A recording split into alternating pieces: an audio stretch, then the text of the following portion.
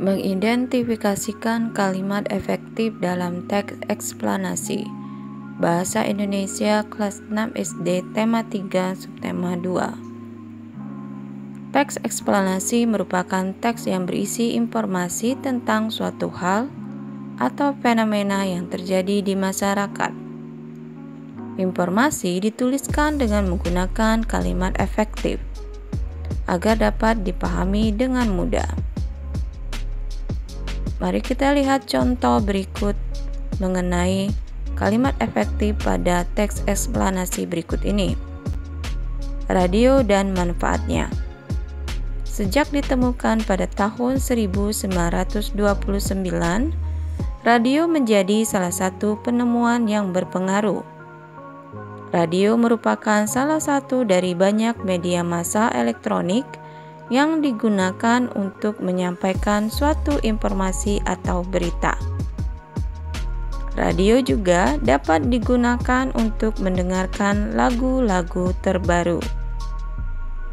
Selain untuk menyampaikan berita dan mendengarkan lagu, ada beberapa manfaat radio, yaitu 1. Radio memudahkan orang-orang yang belum atau tidak bisa baca tulis untuk mendapatkan informasi atau berita.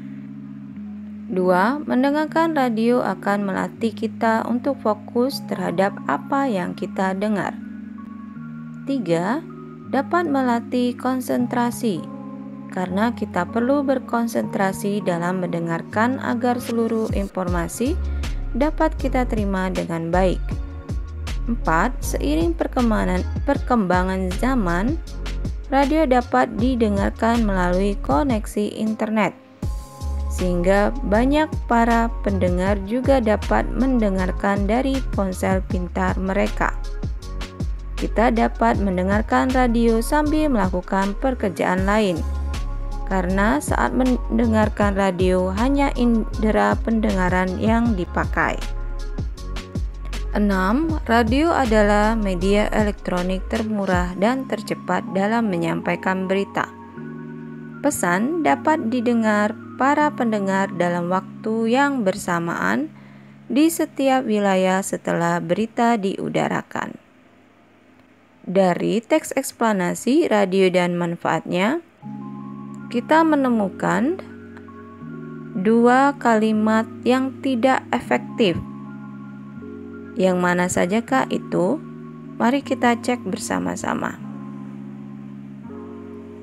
Kalimat tidak efektif yang pertama adalah seiring perkembangan zaman, radio dapat didengarkan melalui koneksi internet.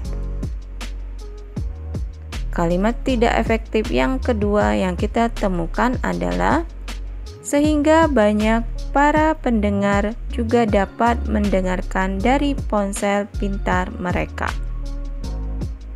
Sekarang mari kita perbaiki kalimat tidak efektif tersebut menjadi kalimat efektif.